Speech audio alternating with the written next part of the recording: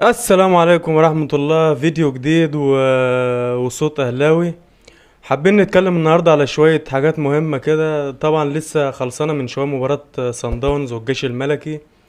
قدر سان داونز ان هو يجيب البطولة التانية بعد ما خد البطولة الأولى على قفا الزمالك. طبعا بصراحة هي فرقة كبيرة وتستحق، وعملوا ماتش كبير قدام الجيش الملكي، إن كان في الذهاب أو في العودة. طبعا سان داونز دلوقتي كان متصدر اصلا التصنيف الافريقي بنقطتين زيادة عن الاهلي. بقى دلوقتي تقريبا بفرق 7 او 8 نقط، وده بيهدد الاهلي طبعا في السنين اللي جاية. الاهلي كان متصدر التصنيف ده من فترة كبيرة، من بداية الالفين يعني. طبعا الماتش النهارده كان ماتش كبير بصراحة. بدأ بضربة جزاء للجيش الملكي في الشوط الأول، وقدر إن هو يسجل منها الهدف الأول. بس طبعا في الشوط الثاني قدر صن داونز إن هو يتمالك ويسجل التعادل بهدف عالمي يعني عن طريق مكوينة. لاعب بصراحة إن احنا بنتمنى إن الأهلي يقدر يجيبه في الانتقالات اللي جاية. وكان في مفاوضات قبل كده معاه كتير يعني من الاهلي، ان يقدر يجيبه يعني، بس ما قدرش ان هو يقدر يخلص معاه يعني. طبعا سان داونز دلوقتي ضمن مكانه في كاس العالم اللي جاي، غير الانتر كونتيننتال. طبعا ضمن ان هو يشارك في كاس العالم اللي جاي 2029. واحنا عارفين ان الاهلي دلوقتي قدامه فرصة واحدة ان هو يشارك في كاس العالم اللي جاي. طبعا السنة اللي جاية خلاص كده بقت كونفدرالية، الا لو جد جديد يعني في موضوع الرخصة بتاع الزمالك اللي هنتكلم فيها برضو تاني النهاردة. بس طبعا اذا ما حصلش ان الاهلي يشارك في دوري الابطال السنة اللي جاية، ما قدامكش الا السنة اللي بعديها اللي هي 2028، ان انت تشارك في البطولة وتاخد البطولة. لان كاس العالم بياخد اخر 4 سنين قبل البطولة، الا لو البطل اتكرر في نسخة من الاربعة. بياخد بقى على التصنيف، اعلى حاجة في التصنيف، واعلى حد في التصنيف دلوقتي زي ما عارفين ان هو سان داونز. ف موضوع بقى الرخصة بتاع الزمالك عايزين نتكلم فيه تاني النهاردة. الزمالك دلوقتي احنا عارفين ان هو جاله 18 ايقاف قيد زي ما قلنا امبارح. هل الزمالك هيقدر يخلص ال 18 ايقاف دول قبل ميعاد الرخصة اللي هو 31 الشهر ده؟ احنا طبعا عارفين ان ده مستحيل، الا لو اتحاد الكورة قرر ان هو يعمل الغلطة الوسخة اللي هو بيعملها كل سنة، ويطلع رخصة للزمالك ويشارك السنة اللي جاية في دوري الأبطال. احنا طبعا شفنا الحاجة المضحكة النهاردة، الابليكيشن اللي الزمالك عمله. قالك ده انا خلصت قضيتين من ال 18. لا يا راجل، خلصت قضيتين في الفترة الصغيرة في اليومين دول؟ استحالة يعني. طبعا ده الزمالك بقاله سنة مش عارف يخلص قضية واحدة من ال 18. انت في اسبوع ولا في اسبوعين لحقت تخلص قضيتين من ال 18؟ كلام يعني ما يصدقوش عليها زملكاوية يعني.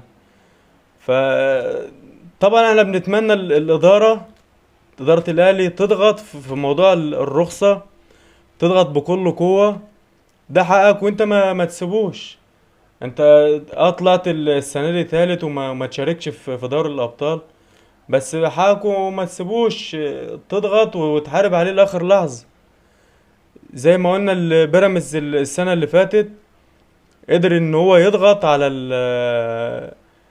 على اتحاد الكورة وعلى الاهلي، ورفع قضية في الاتحاد الدولي في المحكمة الرياضية، وخسر القضية طبعا. بس هو حارب على حاول النهاية.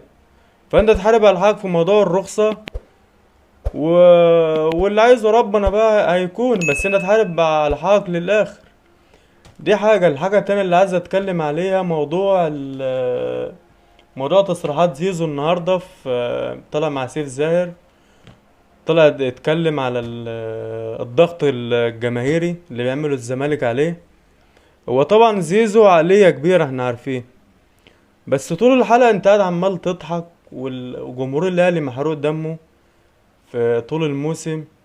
فالمفروض ان انت تتكلم ان احنا قصرنا الموسم اللي فات، احنا ما اديناش كل حاجة عندنا. المفروض ده الكلام اللي يتقال، مش شالها كل جملة طالع بتضحك فيها. ده ما ينفعش يعني. بس هو عجبني بصراحة في الكلام اللي قال على جمهور الزمالك، ان هو قال ان انا مش شاغلني جمهور الزمالك خالص في الضغط بتاعه. مش شاغلني اللي الجمهور كان بيعمله في المدرجات في ماتشات القمة اللي كانت بتتلعب. احنا طبعا زيزو عارفين ان هو عقليته عقلية كبيرة يعني. دي الحاجة التانية اللي عايز اتكلم فيها برضو، موضوع المدير الفني يستروب طبعا. الراجل ده كده شكله قاعد في ارابيزك اصلا لحد اخر الموسم اللي جاي. لان انت لحد دلوقتي خلاص الموسم خلص، ما انت شايف اي حلول اصلا بتطلع من الادارة. الراجل ده شكله كده هياخد الراتب بتاعه كله السنة اللي جاية، ولحد اخر العقد بتاعه كمان. انت لحد دلوقتي ما قدمتش حلول ان انت تخلص بيها مع الراجل ده. مش شايفين اي حلول بتحصل. هل هيجد جديد الايام اللي جايه؟ الله اعلم. بحس انا زي ما قلنا اللي انت لازم تخلص، تقدم حلول مع الراجل ده وتخلص معاه، عشان تقدر تتعاقد مع مدرب جديد، تتعاقد مع صفقات جديدة. والا نفس الموسم الاسوأ اللي كان موجود السنة دي هيتكرر معاك السنة اللي جاية. فلازم تشوف حلول سريعة تخلص بيها العقد بتاع الراجل ده، وتقدر تتعاقد مع مدرب جديد. الحاجة الأخيرة اللي عايز أتكلم بيها بقى، افرحوا يا عيال، الزمالك هيشارك في كأس العالم خلاص. طبعا دي تصريحات شفناها كتير النهاردة، تصريح اللي هو مضحك يعني، إن الزمالك خلاص هيشارك في كأس العالم اللي جاي. هو طبعا هيشارك في كأس العالم اللي جاي بس في حالة واحدة، إن هو يشارك في دوري الأبطال السنة اللي جاية، وإن هو ياخد دوري الأبطال السنة اللي جاية. وده طبعا بعيد عنهم خالص انه ده يحصل يعني. يا راجل ده واخد دوري السنة دي وقلب الدنيا بتصريحات، بيسمعنا يا عم الحدوتة باللعيبة اللي كل يوم طالعة في البرامج. فتخيل فرقة زي دي لو خدت كأس العالم يعني، ممكن يطلعوك من البلد اصلا، انهم يشاركوا في بطولة زي دي كمان. فطبعا الزمالك يشارك في كأس العالم بس لو شارك في دوري الابطال السنه اللي جايه، ولو خد البطوله اللي هي دوري الابطال يعني. ودي حاجه ان شاء الله مش هتحصل وبعيد عنهم ان شاء الله. والعياط اللي كان موجود في ماتش الاياب بتاع الكونفدراليه، ان شاء الله يبقى موجود برضو لما نسمع خبر يوم 31 ان الزمالك ما خلص الرخصه بتاعته. وان شاء الله مش وان شاء الله هيرجع الكونفدراليه تاني. والكلام بقى اللي عمال يتقال، البط الكيني والوز الاوغندي والكلام اللي بيتقال ده كله، ان شاء الله هم هيرجعوا للبطولة دي تاني وهيشاركوا فيها، وتبقى ختامها مسك زي ما بيقولوا يعني. وطبعا في نهاية الفيديو ما تنساش تعمل بقى اشتراك في القناة وتفعل الجرس عشان يوصلك كل جديد اول ما ننزل فيديو ان شاء الله، او نطلع لايف. وخد لك لفة في القناة كده ويعجبك المحتوى بتاعها ان شاء الله. السلام عليكم.